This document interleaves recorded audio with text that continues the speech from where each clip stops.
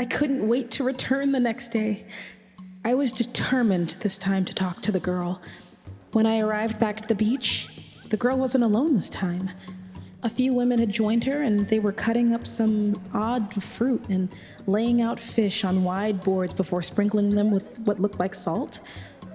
As I watched, the women chatted about friends and family while the girl I'd watched before sat under a tree, humming to herself. It made me smile, and soon I found myself humming with her. After a moment, I realized the group had stopped talking and saw them all staring at me. I almost dove back into the water when the oldest woman slowly walked toward me and bowed. "Lady Jungle, we are blessed with your presence. Do you have a message for us from the gods?" I floated still for a moment. The gods hadn't spoken to me in a very long time, and I had no message for these people. For a moment, I considered lying, but decided being honest was best.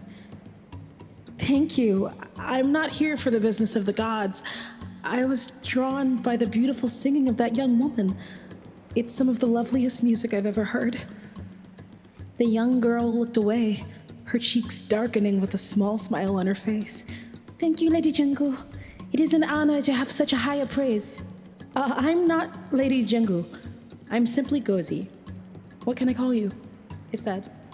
"You can call me Bupa, lady," the young woman said.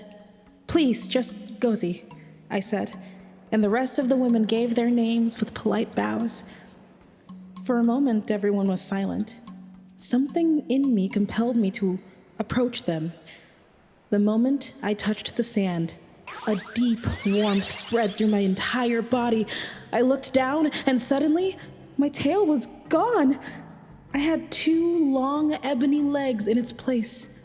I stood on legs for the first time. Wobbly at first, but I got used to them quickly. The women seemed astonished, as though they'd never witnessed magic before. I broke the silence. "Your world is strange and beautiful. Can you tell me about it? I've never seen flora such as this."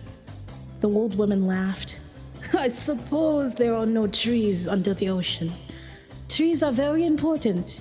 We use them to build our homes, and they grow fruits and nuts for food." "That's amazing. Under the sea, we have great tall kelp and vast beds of coral. It's beautiful too.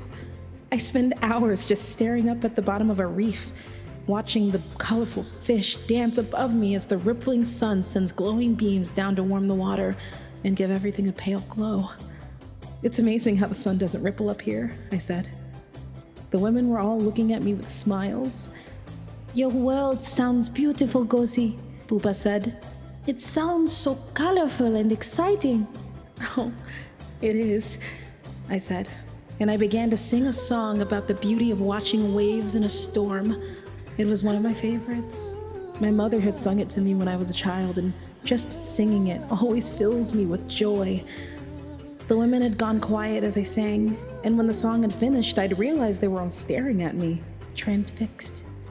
I looked away, embarrassed.